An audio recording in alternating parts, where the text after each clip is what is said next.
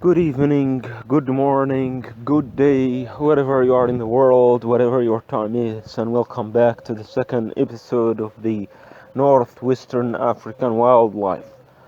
Now, in the last video, we talked about some specific, let's say specific areas that we highlighted, but right now I'm gonna focus on the desert bear. I know this is gonna be a controversial video, especially for those who are interested in zoology,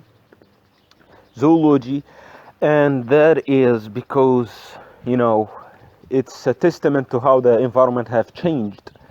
The fact that we have the Atlas bear, which is a brown bear that lived in North Africa, is just a great testament to how the environment have shifted and changed from the past 2 centuries to now.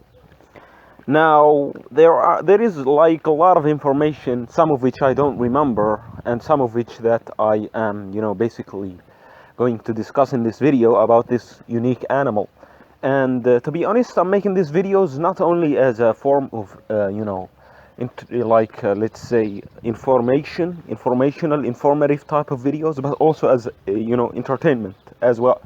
I have studied in media, we call it infotainment. So, yep, it is an infotainment, which is informative and entertaining at the same time. Anyhow, starting with the Atlas bear, this animal is so unique. And why it is so unique? I don't know if you guys have looked at some of these unique, rare photos of course, this photo right here is a diorama model, but it's a fascinating one because it depicts reality. Because in North Africa, there used to exist the Barbarian lion, which is the North African lion, or the Atlas lion, whatever you can call it. It's a massive animal, and it's a very powerful animal, but it used to exist and adapted to the cold, harsh climate of the Atlas Mountains of Morocco and Algeria. And now there is in the past video I have talked about the Western, African lion. I have mentioned that, but I am just going to say to distinguish between these two animals, they are actually different subspecies. The Western African lion is not, the Barbarian lion. So anyhow, that brings us to the Atlas bear. They actually call it the African bear. That's so unique because when it comes to your mind, a bear, Africa, North Africa, that does not make any sense. And that's why, it's so unique of an animal.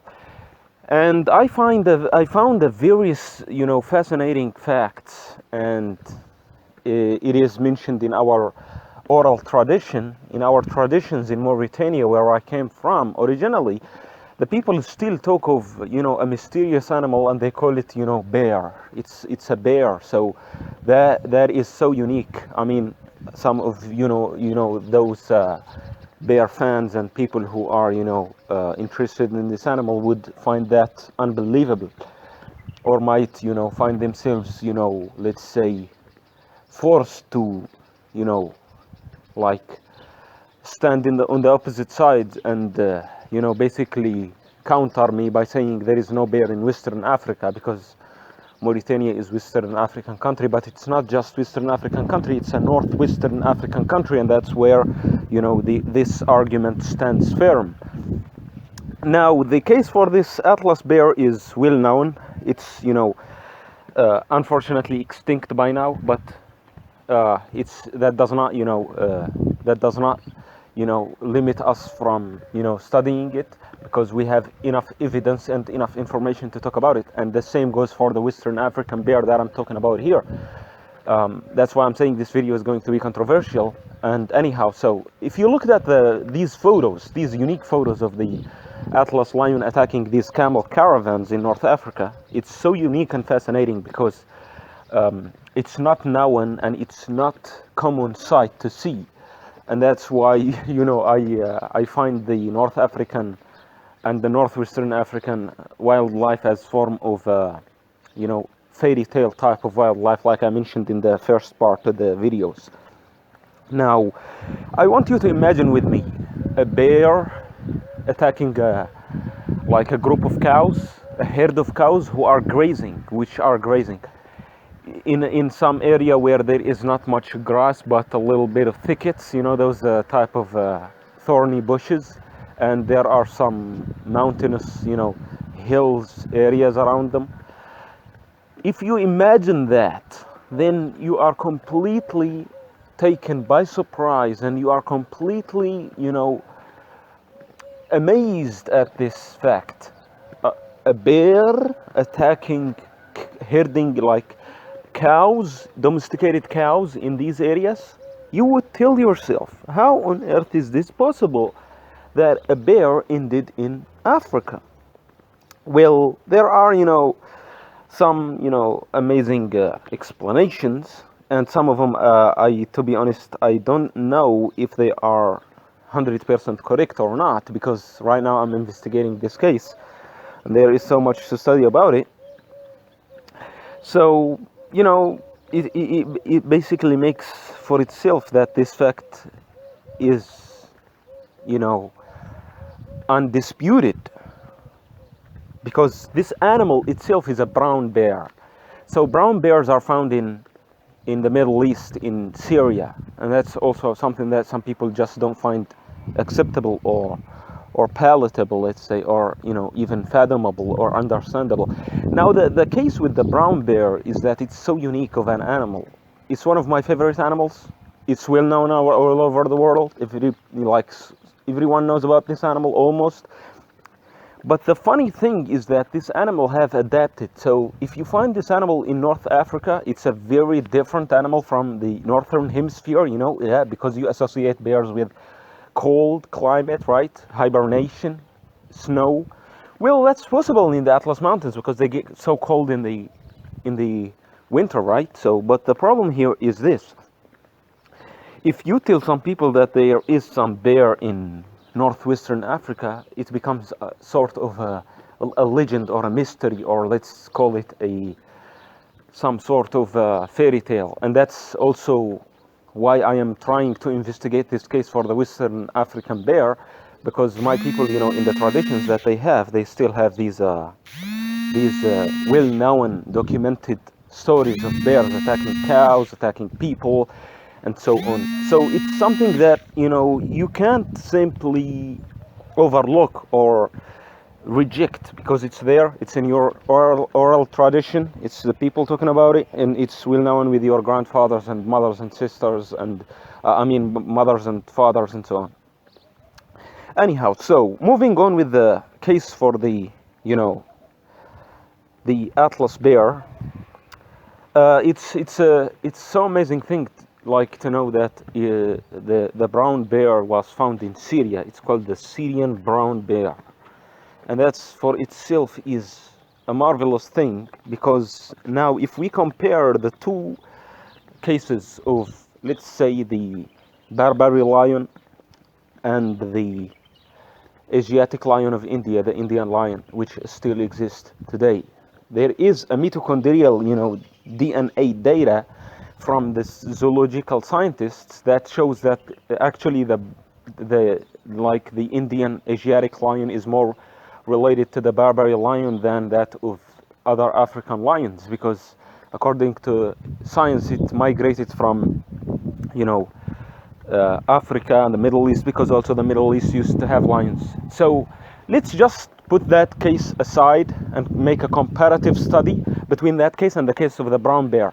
Now the brown bear is unique. Why? Why is it unique? Because right now I am trying to understand the Western African bear, because if that bear is not Atlas bear, then it must be something else. Perhaps the Syrian brown bear was, you know, found in the North Africa, and I have no clue. Maybe this is possible, and then again, this is just me speculating. This is just mere speculation, so don't take that as a fact. Take that with a grain of salt.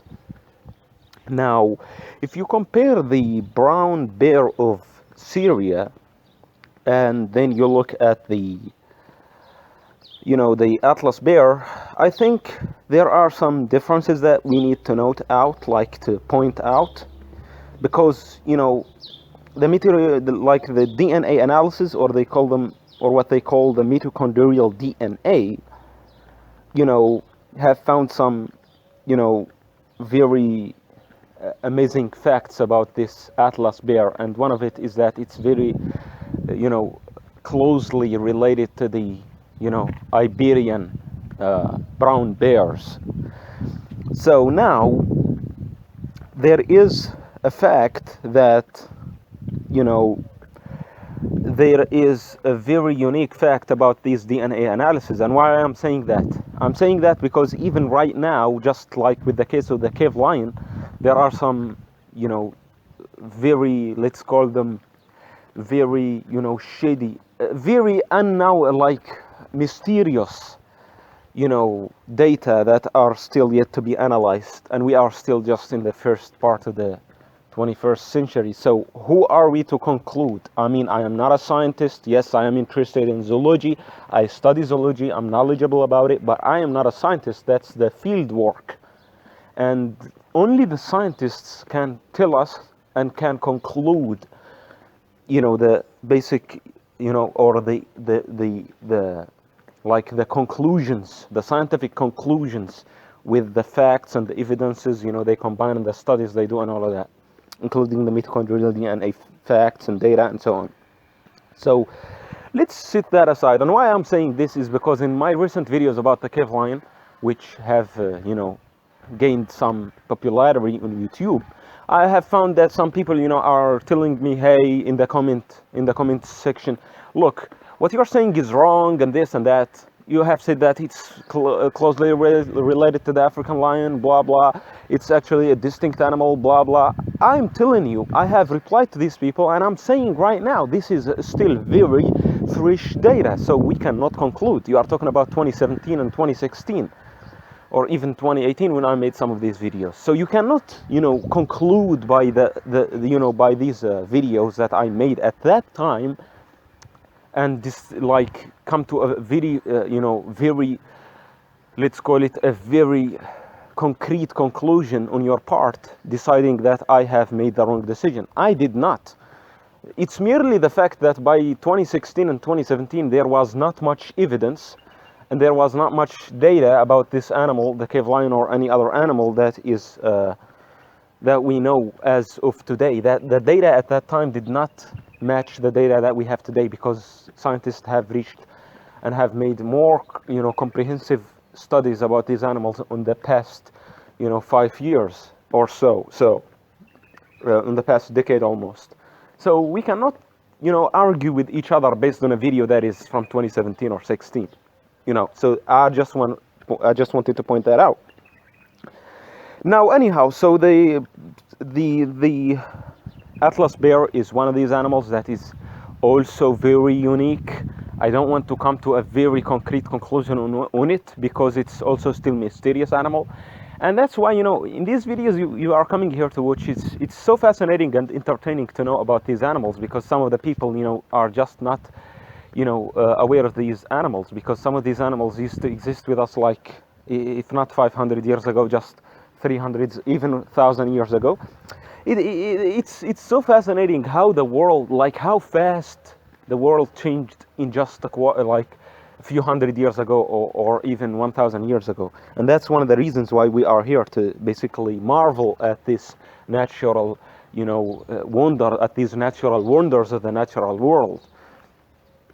Anyhow, so like I said, it's some of these DNA studies of the Atlas bear have concluded that it is basically related to the, you know, the Iberian brown bears. And, you know, it's very closely resembling them in a way that is almost the same species, you know, although that any animal that migrates eventually, you know, ends up in basically in a new subspecies, because it has to be in a very secluded population. And we know that, like from the case, for example, for the like the Siberian cave lion, how that animal was so unique, because it had a very secluded population. So any animal, even the Asiatic lion today, is a testament and an example to why is it that we have to approach these subspecies with caution in zoology, because these animals, once they become living in a secluded environment and in a secluded, population, they start to, form a new inbreeding subspecies, and that's going to give us a completely different, animal in the, physical characteristics and so on. It has to adapt to a different, climate, environment, and so on. So it has to become a very different animal from the origin species, and that itself, I would say this is the case with the Atlas bear, because even if you look at the animals of North America, because brown bears are well known and are so widespread across North America. You look at the Alaska, for example, the Alaskan wilderness, which is one of the most beautiful wilderness there is. You would look at a very, closely related animal to the brown bears in general, because that's a real brown bear right there. So, but can you compare that animal to the Atlas bear? Of course not. Now, the brown bear of North America has very long claws, very sharp claws, has very long, teeth. It's very dangerous animal, very powerful, one of the most powerful animals there is to exist in the wilderness.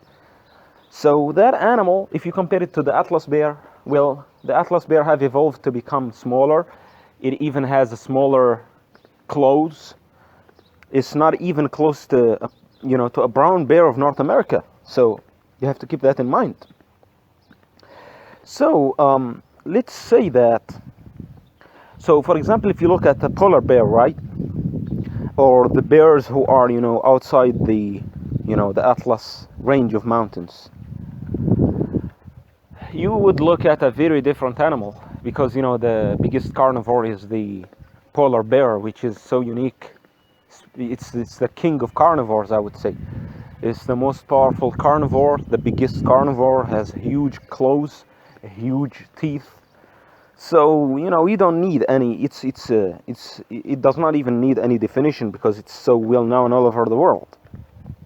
Now, the Atlas bears are very different and unique, because what I have referred to earlier in this video, the Middle Eastern bears, like the Eastern, let's call it the Syrian brown bear, they are not related to. They are not closely related to the Atlas bear. So that is something to consider there, that the Atlas bear is so unique in a way that it's actually, definitely is close. North Africa, when you look at the geography, is very closely related, is very, closely located to the, the Middle East. So you would definitely think, like I was thinking earlier in this video, like I was saying, speculating that maybe some of these Syrian brown bears migrated, but if that was the case, we would have seen that in the DNA mitochondrial data, but that's not the case. So, we would say that I would say that the brown bear of Africa is a mystery. The brown bear of North Africa still has so many mysterious facts surrounding it. And that's also why it's so entertaining to bring up in any study or video today. So we can't jump into conclusions like we did with some other animals and then expect people to believe it. Because we know, and I know, that this video will be outdated by 2025 or 2027 or 2028 because of the amount of data that is going to be put in the field work and so on. And I think some of you guys are totally, in line with what I'm saying right now. So you have to understand that,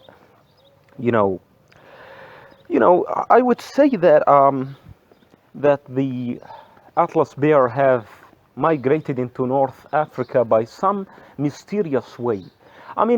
We heard, if you go there and just go on zoological books, or even if you go online, one of the things that I still don't, believe is that, some people tell you, or even some sites tell you, the brown, like the Atlas bear was introduced into North Africa by the, the Roman people in the Roman days, in the Roman Empire days, in the days of the Roman Empire. But that is not, you can't really come into conclusion like that, because we know the Roman people have, brought different animals from Africa all over the world, and from all over the world to Europe. So that is not like a concrete conclusion for me, because I know animals, they are free. They have their own free will to choose wherever they go, and sometimes they would choose an environment that suits them, or if an environment is tough on them, they would try to go and seek another environment that is basically might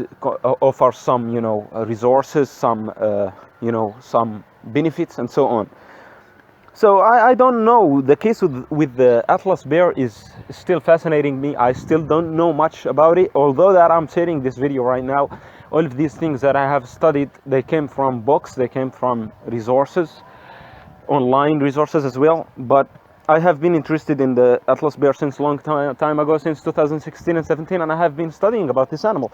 But I just don't find enough information, and that fascinates me even more, and I keep studying about it, I keep reading about it. Now, in the next video, you will hear some unique information that I brought from books that I have studied. It's not available online. So, it's about the more details if you look at the Atlas bear in a more, let's say, minor details, and if you concentrate on it. But there is one thing about the brown bears, that is common. They like cold climate, they hibernate, they are omnivores, they are also carnivores.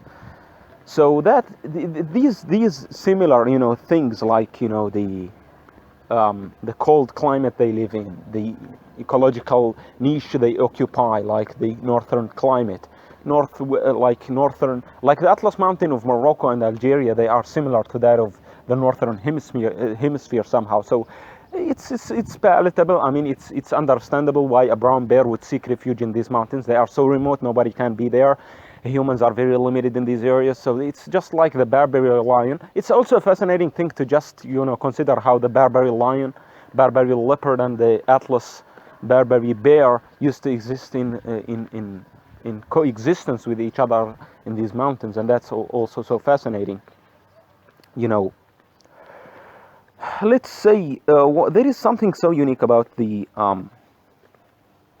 Atlas bear, because I don't understand this, but it used to occupy a huge range of area between Morocco, Algeria, and Libya. And if you look at modern day data, they suggest that it used to exist in Libya, and we all know that Libya is mostly desert. So now, why I am mentioning this fact? Why I'm mentioning this? Let's not call it a fact, because there might be later on a shift in the debate to the ecological range that this animal used to exist in. But in my country, Mauritania, there used to exist the western bear there. I'm not sure if it's a brown bear or not, but it's it's confirmed as a bear. So if the Atlas bear used to exist in Libya, which is mostly desert, then why not in Mauritania, which is also mostly desert? But the thing is, these countries, they have a huge range of territory. So they include some mountainous ranges, mountainous terrain, and I think that's suitable for these animals. I mean, an animal that used to exist in North Africa, it won't be hard for this animal to coexist in areas that that are not very cold, because it's a small animal compared to its brown bear northern cousins. But still, I am telling you, because this is still a subject of investigation for me. I cannot believe this, but my people keep telling me that from their stories, from their traditions, from the tradition of their oral traditions, that there is bear in our country. So yeah, take that with a grain of salt, but that's in itself is the greatest entertainment in this video. So anyhow, I would say this is a very unique case, and I'm calling this video the case for the Atlas bear, not for the entertainment of it only, but because it's a fascinating mystery. Anyhow, so it's if you look at the physical characteristics of this animal, it's very similar to that of the other bears, but yet very different. And why I'm saying this is because just because an animal is part of a species, When it becomes subspecies, then it's totally different, yet it's still similar to that species somehow. And you know, if you look deeper into some cases like the Asiatic lion compared to the African lion, you would definitely understand why I'm saying this. Now, considering that this video is almost done, I'm just gonna say that there are some differences about the Atlas bear that I still don't understand, because some people say that it's mostly herbivorous animal, it's mostly just herbivore, it's mostly just omnivore. Like if you look back in time for the cave bear, which is one of the most unique animals, one of my favorite animals as well, that animal used to be mostly herbivorous, although it's supposed to be omnivore. So that's the case. That's what the DNA analysis have found so far. It's omnivore, but the conclusion is that it used to rely mostly on a diet that is mostly herbivorous, and that's also believed about the Atlas bear. So like these animals, when they eat, they just are omnivores. They usually scavenge like a hyena would do, a brown hyena would do, a spotted hyena would do, like, and so on, these cases. But when you look at the Atlas bear, for example, you would see that this animal would have consumed small mammals, because it's always the case with any bear to go and basically eat those animals. And that speaks for itself, because this is a case study here. If you look at the case of the Atlas animal, because in these areas there used to be big animals like the Barbary sheep, even wild boar, even macaque monkeys, and so on in the Atlas Mountains. And that's so beautiful. But there are also small mammals that are included in the cycle of the cycle of food, or let's call it the natural cycle of predation. And the bear, as being a powerful and big animal, definitely would have consumed some of these small mammals. So anyhow, according to the facts that we find out, by the 1800s, and I find this very, fascinating, because if you look at the Barbarian lion, it's the last remnants of this animal was in the 1800s or even 1900s. And the case for the Atlas bear, it disappeared around the 1800s, late 1800s. And unfortunately, it's also attributed to the human activity of hunting and poaching and so on, unfortunately.